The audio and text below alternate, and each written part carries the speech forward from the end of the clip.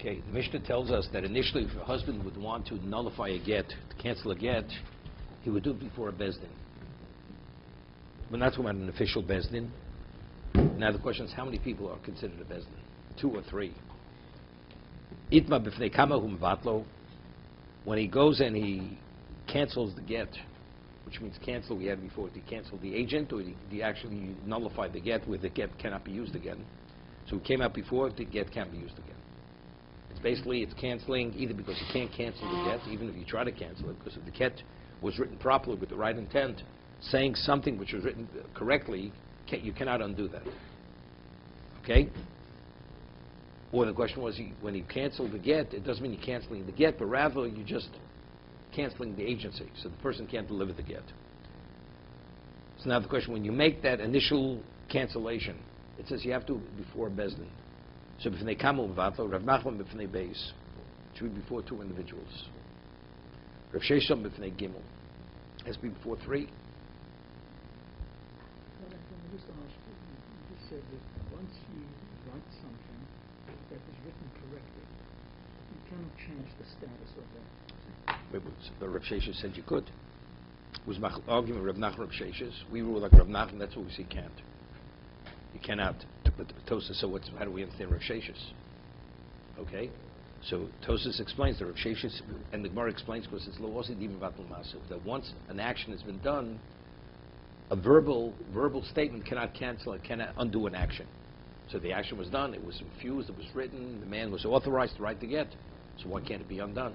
I mean, how could he undo it? So he explains that Rav Sheshes is of the opinion that until the get actually is given to the woman, it's only considered in potential. It's not a maaseh. When you give a woman money to marry, that was the whole discussion over there. There was an argument, is that, right? Because there's nothing intrinsic in the money to indicate it's the most kedushin. So over there, it's only the consent that she can agree to accept the money for kedushin. Right? So there we have an argument Rabbi Yochanan and Rish Lakish, and there we rule like Rabbi Yochanan, not like Rish Lakish. Okay, so Rabbi Yochanan says she can, if she wants to reject it before 30 days comes, she's not married. But I can give an example of where verbal action can render something possible. Okay. So if someone writes a Sefer Torah, kosher, everything's fine, and then he dedicates the Sefer Torah to Avodah Zarah, I think, don't we say the Sefer Torah is possible? It's a verbal declaration.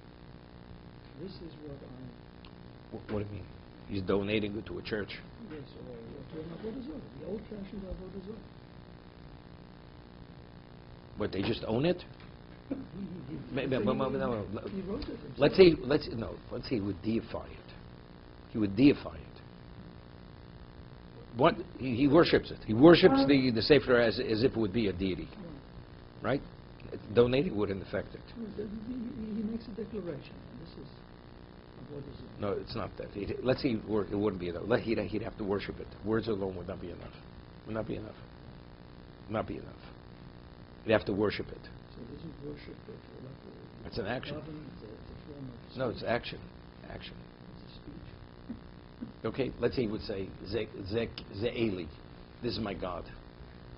But that's something else. That would be the equivalent of like a consecration.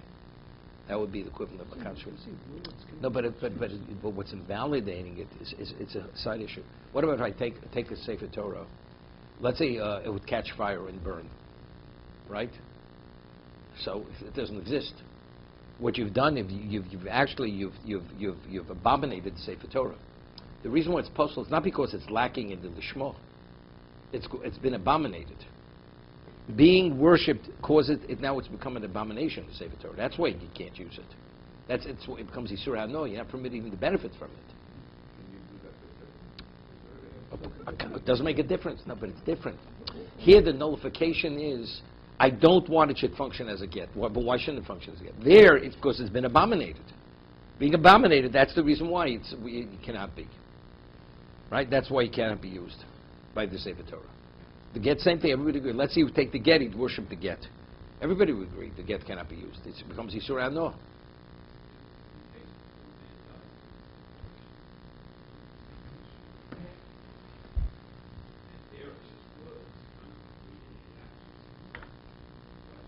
a good question. That's a good question. Okay? He's coming to help. That question is from down under. Okay. It's a better question. But we once said something. Why it's not a question. And this goes back, again, this is boomerang back to David. Boomerang from down under. You see that? Okay, we need Nachi Horowitz for this one. Okay, it's not here. If you remember, Tosas Shita, his position is even if your mitzvah ain't Shita is kavanah, right? If you have a negative intent that you don't want it should have value, it doesn't have value, right? That's Tosas, and we hold this way that if you do a mitzvah and you have in mind that you don't want to be yotzei, that's what Tosas says in Sukkah. Even if you hold mitzvah kavanah, when you take the dalid medium, you take the lulav, because the question is, the moment you take it, you yotzei the mitzvah. So how do you say the bracha after you yotzei the mitzvah? Tosas says you should have in mind specifically that you don't want to be yotzei the mitzvah. You don't have to verbal, you have that in mind, so therefore you did not fulfill the mitzvah. So now when you take it and you say the bracha, it's pre-mitzvah rather than post-mitzvah. That's one of the answers Tosas gives. The way we do, we invert it. So since we take it in an inverted position, it's not really taking it properly, so therefore you're not yotzei. But Tosas says even if you don't do that, if you have in mind that you don't want to be yotzei, you're not yotzei. So the Shai Kasari asks a question which seems to refute Tosas from the Gemara in Eruvin, because the Gemara says in Eruvin that if you find tefillin in a public area, in Rosh Hashanah Shabbos, and they can be desecrated, you're permitted to put on 2 pairs of tefillin. Is an argument. Could you put on 2 pairs of tefillin at one time, or only one at a time? And over there's a question about Tosif, because you're wearing 2 pairs of tefillin. So the Gemara says, what is it based upon? Whether mitzvah shlichus kavanah, mitzvah ain't shlichus kavanah. If you have mitzvah shlichus kavanah, if the mitzvah value when you have kavanah, he doesn't have to have in mind he's doing it for the sake of the mitzvah. So therefore, he's not adding to anything. But if your mitzvah ain't shlichus kavanah, when he puts on there, whether he has kavanah or not, he's adding to the mitzvah. So the Shai could say yes, but according to Tosas, even the opinion of mitzvah ain't shlichus kavanah, if you have in mind that you don't want its value, it has no value, so everybody should agree, should be able to put on 2 pairs of tefillin. So evidently, you see from the Gemara, Shai says that the position of Tosas is incorrect from that Gemara. Okay? We once discussed this. The Bar Mitzvah Parsha. Okay? In a pre-life. If he would have been Bar Mitzvah Munkach, he would have said this. So Reb Shlomo Hyman answers the question. He says one thing has nothing to do with another. He says if you take a look at Tosas' words in Sukkah, even if you have mitzvahs, even if you have a negative intent, it doesn't change the status of it's still a mitzvah action. You've added to the mitzvah. What Tosas says, let's say a person does a mitzvah and he says, I don't want its schar. I don't want to get credit for the mitzvah. God doesn't force credit upon anyone. So over there he should have mind, he doesn't want to be yotzei. The mitzvah is a mitzvah action. Mitzvah shlichus kavanah, ain't shlichus kavanah means that even if you don't have kavanah, automatically you get credit, you're credited. It's always an act of a mitzvah. Because the intent doesn't give it its profile of mitzvah, it's a mitzvah. But in addition, one even gets credit, is a credit for the mitzvah. What do you say? I don't want to be accredited. We don't accredit your account for that. So therefore, if you have that negative intent, it's still pre-mitzvah, therefore you still could say the bracha. Although you did an action of mitzvah, but you weren't yotzei. Wait a second. So therefore, the same thing, if a person right before he dies, he says, all the good deeds I've ever done, I don't want to be credited for them. I wish I never did them. You did all the actions. But this is already talking about accrediting the account. I don't want my account to be accredited for all those mitzvahs. If that's the case, it's over. The actions stand. Right, exactly. Right, because you've rejected it.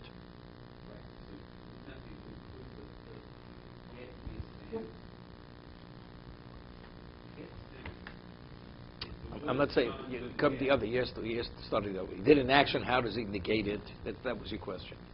The answer. Okay, so good. Doesn't negate the action. Exactly. Okay.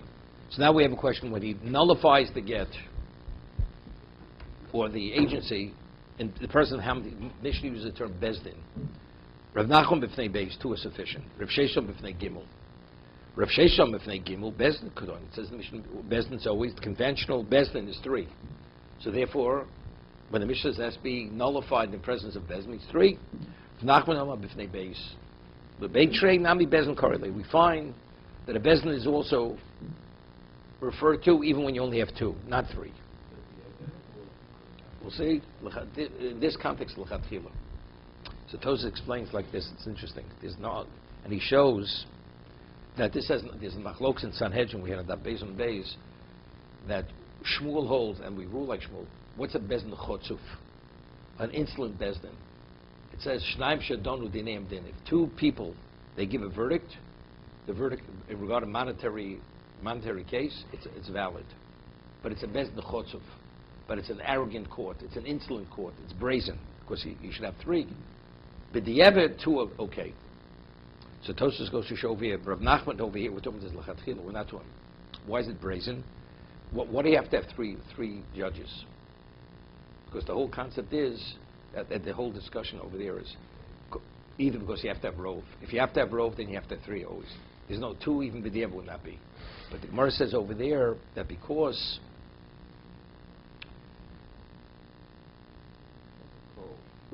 No, because the Dayanim have to have an understanding of even though they're not, even ordinary people could be a bezdin for monetary.